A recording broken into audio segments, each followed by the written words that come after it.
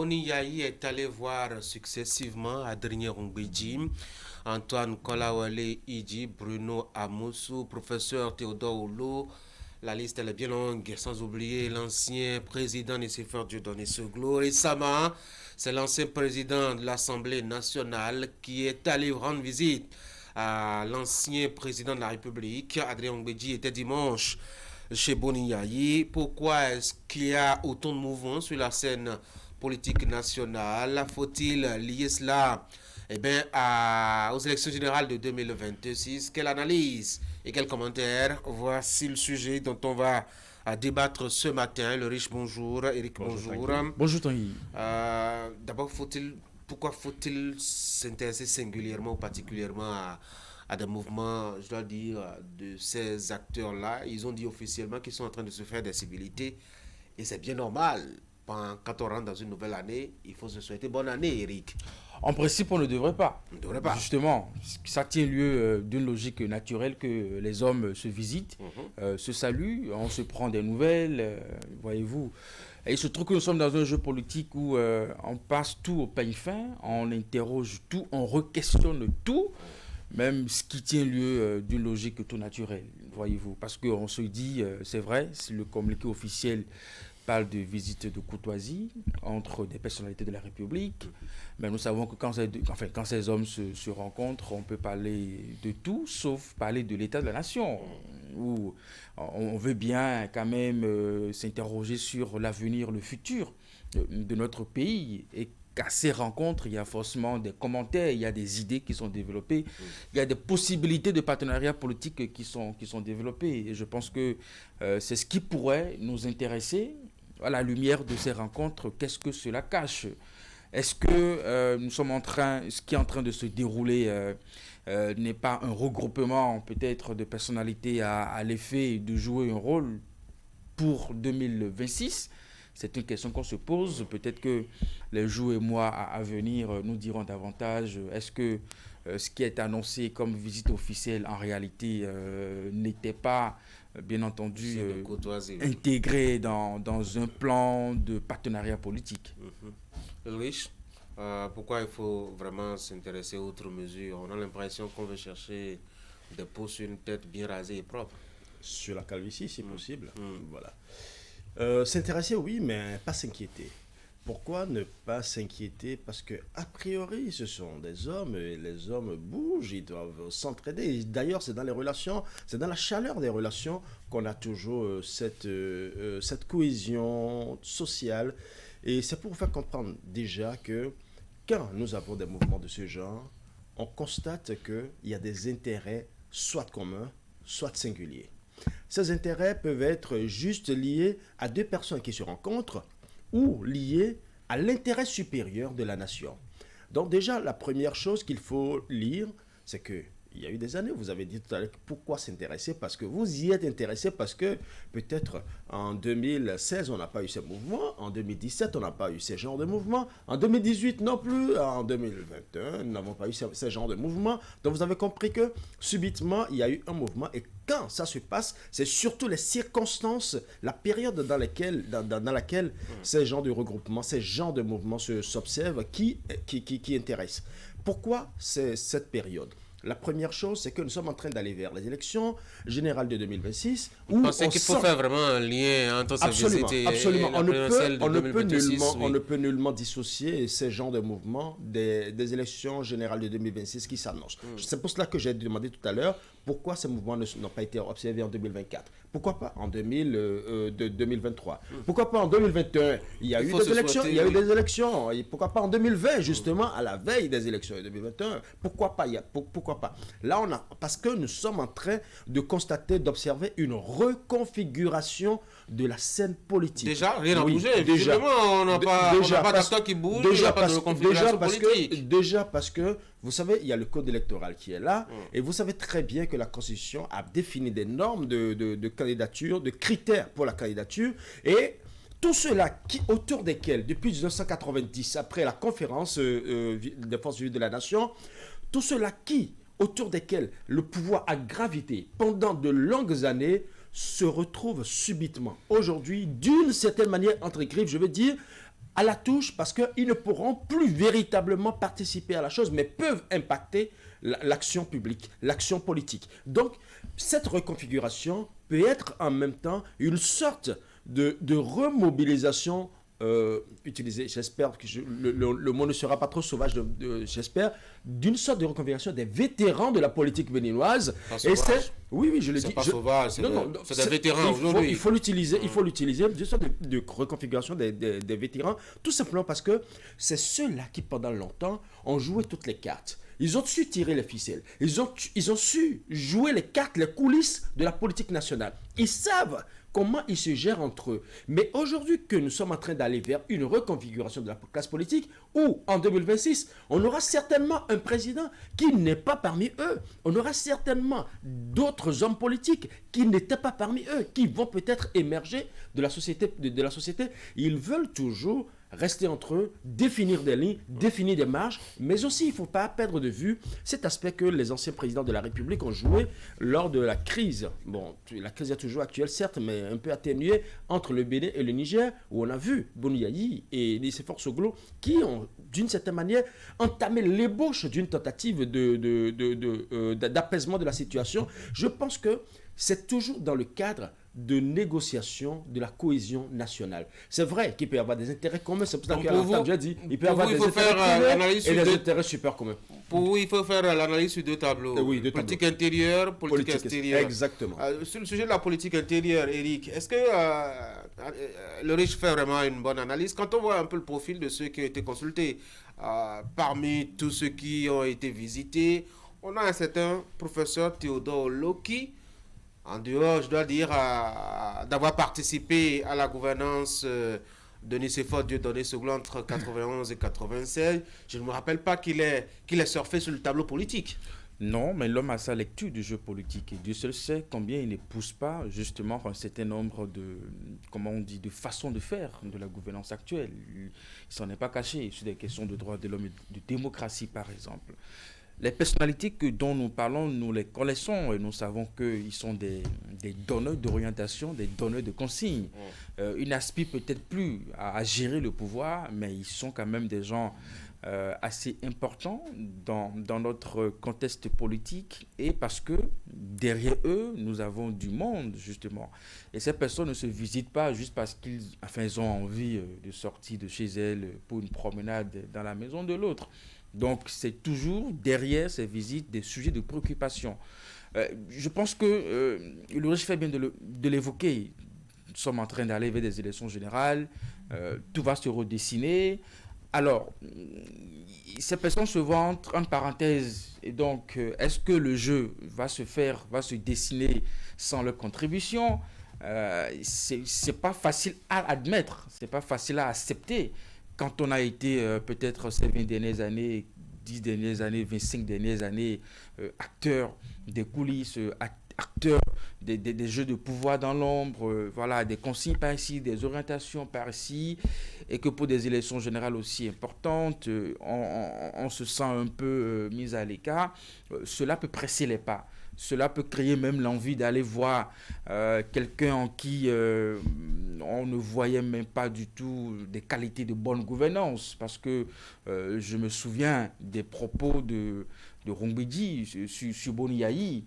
Quand Rongbedi dit devant Patrice Talon qu'il a hérité d'un Bénin complètement athée, je pense qu'indirectement, il fait un bilan négatif de la gestion de Boni Yayi. Donc, quand ces deux personnes se retrouvent aujourd'hui à se visiter en toute amitié, on se pose des questions. Ce n'est quand même pas pour la bonne amitié. Voilà.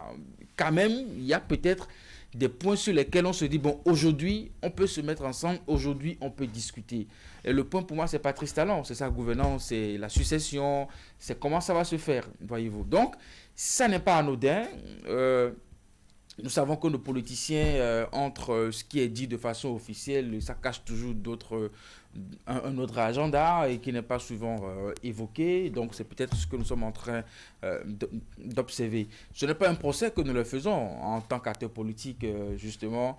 On peut pas, comment on dit, leur enlever ce droit de parler des choix, de parler de l'avenir du pays, de parler comment est-ce que les choses vont se passer ou de porter d'autres inquiétudes. Après, ce qui peut être gênant, c'est que cela soit toujours des questions liées au pouvoir. Au pouvoir. Là, je ne suis pas en train d'affirmer, nous sommes en train d'évoquer des hypothèses. On suppose que au cours de ces rencontres, on parle des jeux de pouvoir, justement. Et que des questions, je ne sais pas, de vie qui touchent l'emploi des jeunes, la situation de sécurité dans le nord du pays. C'est vrai qu'on ne nous a pas révélé véritablement la nature des échanges, les sujets qui ont été abordés. Je serais très heureux si entre-temps ça a été abordé et que peut-être ils se disent que ensemble nous allons porter notre voix pour aider peut-être la gouvernance à aller davantage plus loin, à trouver des solutions au niveau de ces questions. Je ne voudrais pas que tout se résume à la politique de, comment on dit, quitte, je prends ta place, voilà, les trucs comme ça. Que cela soit vraiment des consultations où on pense vraiment à ce qui touche la vie de nos concitoyens. Eric, vous pensez vraiment qu'ils ont parlé politique là, quand on connaît un peu, je dois dire, la position de chacun des acteurs consultés, hein. Bruno Amoussou a rappelé avec insistance que l'UPR qu'il a dirigé, eh ben, n'est pas dans la mouvance, mais est la mouvance. Il a passé son temps à le rappeler. N'oubliez pas que la gouvernance de Yahi, il l'a suffisamment critiqué. D'ailleurs, il a dirigé l'Union fait la Nation tout ce temps. Quand on se rappelle ce que Adrien Mbedji a dit sur la gouvernance de Yahi aussi, Kola Ole dit qui a été aux côtés de Amoussou Bruno pour faire l'opposition. Quand on voit tous ces éléments et que c'est Boni Yahi qui circule pour aller les voir, est-ce que véritablement on a parlé politique là, alors que 2026, le principal acteur au cœur même des actions devrait être Patrice Talon? Vous savez, si ce n'est pas politique, je pense que ces vétérans de la politique auraient pu simplement prendre le téléphone et puis se dire « Mais comment vas-tu? Ça va? Et puis je suis prêt de tes nouvelles. » Non, c'est ça. Ça aurait été simple, ça aurait été aussi simple que cela. On aurait pu faire un appel vidéo. Oui, on pourrait faire également un appel vidéo aussi. Simplement, c'est aussi simple. Et parler de la politique. C'est aussi simple que cela. De la politique aussi. Donc, s'ils sont déplacés, c'est juste pour la moindre, oui. Donc, si le déplacement a eu lieu, c'est parce que ça veut dire que c'est très important. Ils ont eu des choses à se dire et des choses pour lesquelles ils doivent parler de vive voix et se regarder droit dans les yeux. Et vous avez bien fait de dire tout à l'heure que ce sont des gens qui, dans un passé récent, se sont connus sur des terrains de protagonistes. Mais dans le même temps, il faut reconnaître que, je vous l'ai dit tout à l'heure, nous assistons à une reconfiguration de l'arène politique. Et c'est ça qui joue tout le jeu actuellement ici. Tout simplement parce que le premier aspect, observez, quand nous parlons des exilés, ceux-là que beaucoup considèrent aujourd'hui comme des exilés politiques, quand vous observez, quand vous regardez la position de Nicéphore Dionysoglo, son fils est à l'extérieur, il fait partie de ces exilés.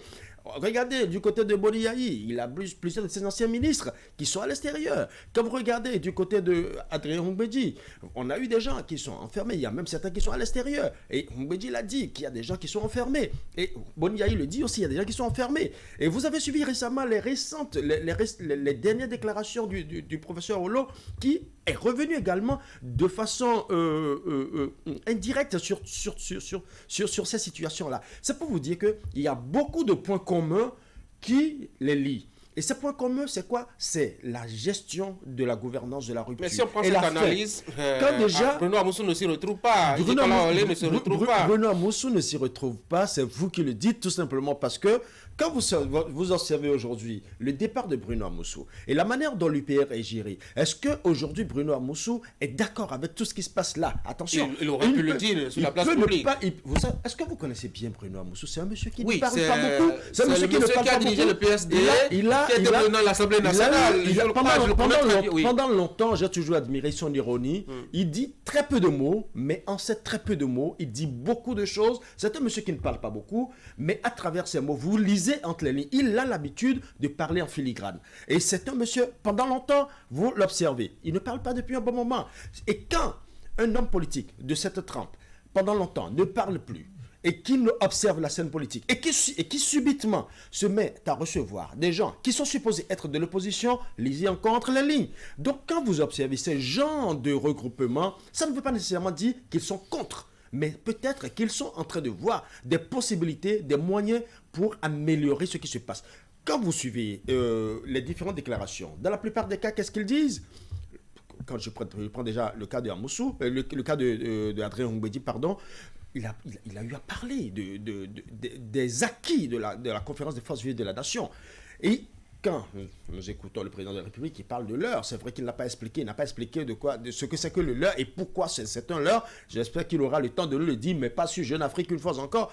Donc, quand vous avez ce genre de situation qui se passe, je pense que dans un pays, ou même dans une république, quand il y a une situation qui se pose, ce sont les vétérans, les ténors, les caciques, ceux-là qui sont au sommet, qui ont eu une certaine expérience de la chose, qui se lèvent et qui se réunissent et disent attention, ce qui se passe, c'est bien ici, là, c'est moins bien.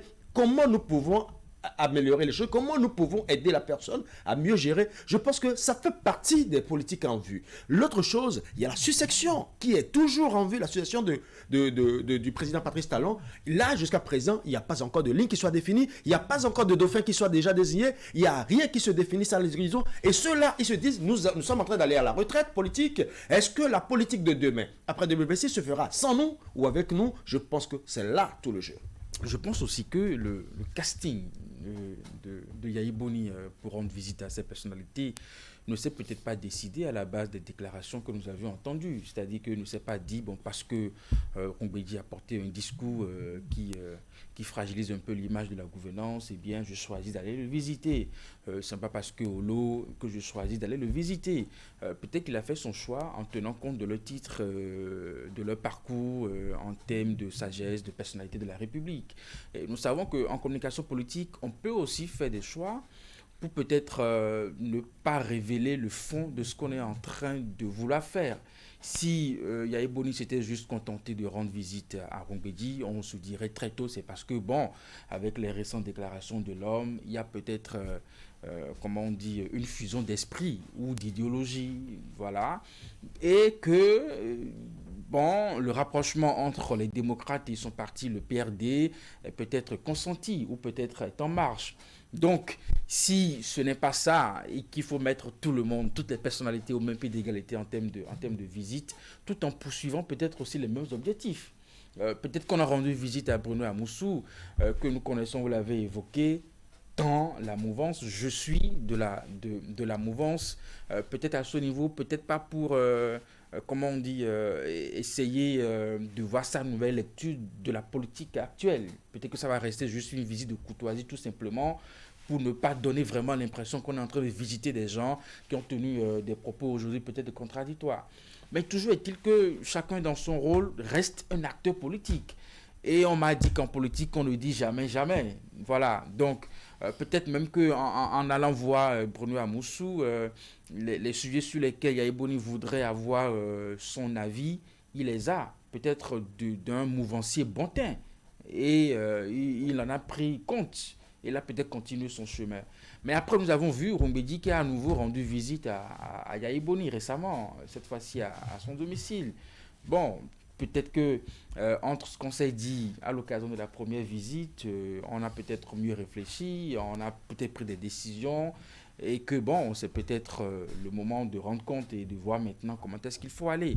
Bon, je pense que tout ceci va se dessiner si tant est que ils n'ont pas abordé des sujets de succession ou de 2026, tôt ou tard, on le saura. Parce que nous allons vers une période où chacun finira par faire voir son jeu.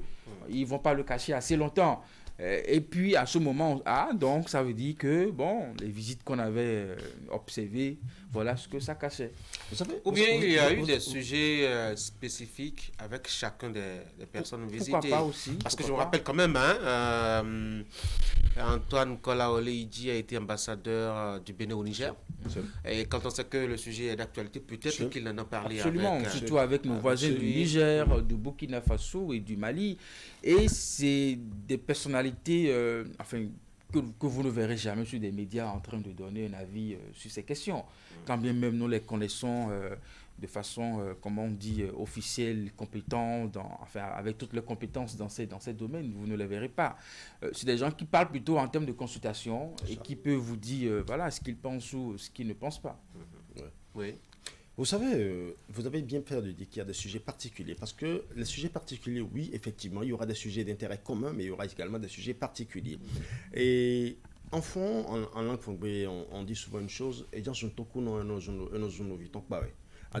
Littéralement traduit, quand vous voulez insulter un sourd, vous insultez-le à côté de son enfant, l'enfant trouvera le moyen pour lui faire passer le message. C'est une manière de dire que le fait de rencontrer certaines personnalités fortes de ce pays qui sont proches de la rupture ou précisément du président de la République, c'est aussi une manière d'envoyer des messages codés au président de la République ou plus précisément à la rupture. Parce qu'en lui disant, ou peut-être ce que vous n'arrivez pas à faire passer au chef de l'État dans les formes qu'il faut, en passant peut-être par quelqu'un qui l'a côtoyé, qui continue de le côtoyer, qui le maîtrise et qui le connaît, lui peut-être il saura trouver la bonne formule pour lui dire attention, je pense que tel message qu'on te passait, voilà, je pense que c'est de telle manière qu'il faut le faire et ainsi de suite. Donc je pense que tout ceci participe aussi à la cohésion sociale, à la cohésion nationale précisément, tout simplement parce que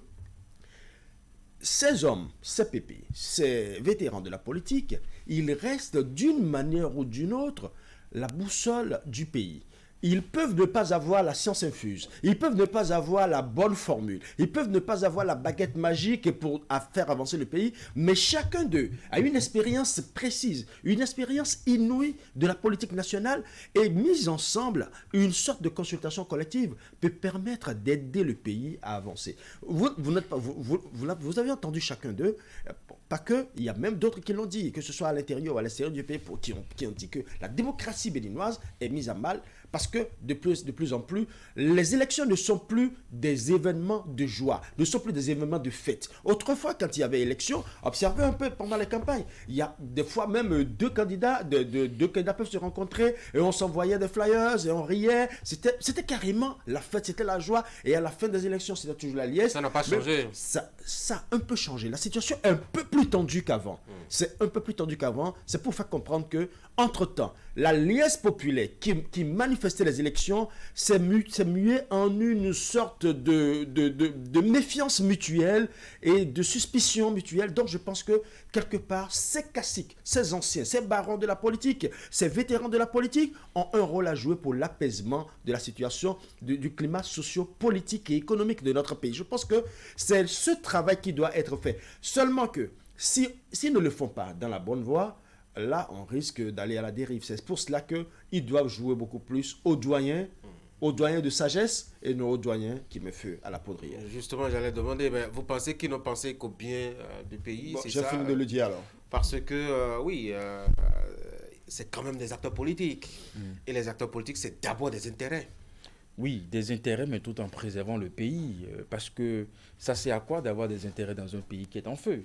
Même un pays en guerre, les acteurs politiques ont leur intérêt. Ne posez pas la question à Paul Kagame par rapport à l'est du Congo. C'est vraiment de la sorcellerie.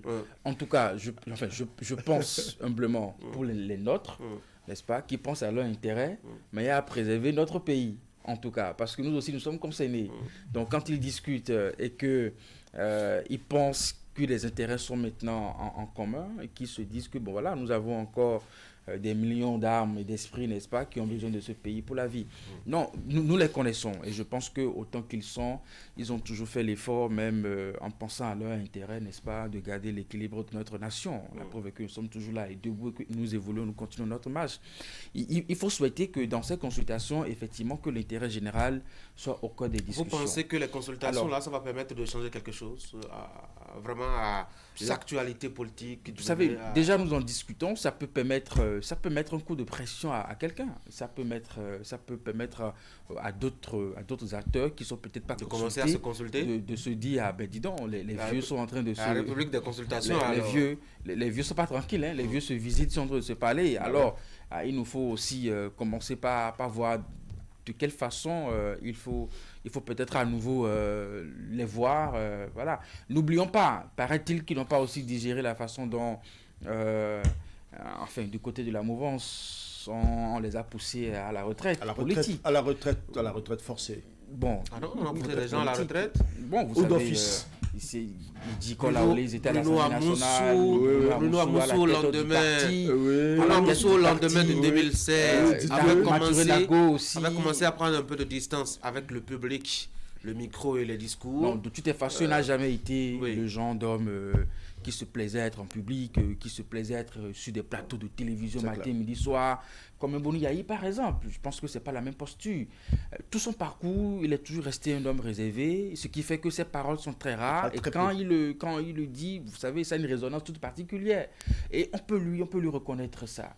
Mais après, je pense que la façon dont on les a remerciés, en tout cas, je peux me tromper. C'est la coalition des frustrés, c'est ça? Je peux me tromper. La coalition des frustrés. Peut-être qu'ils n'ont pas digéré. Vous savez, il n'y a pas un âge révolu pour être à la retraite en politique.